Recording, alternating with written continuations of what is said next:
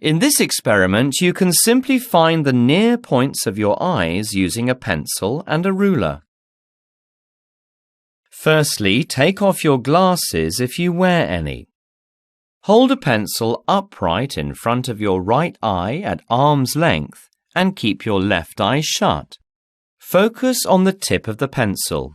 You should be able to see it clearly. Now, move the pencil closer towards you until the pencil becomes blurred. This is the near point of your right eye.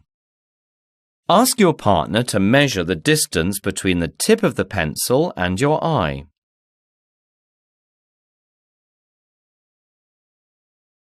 You may repeat the above steps for your left eye.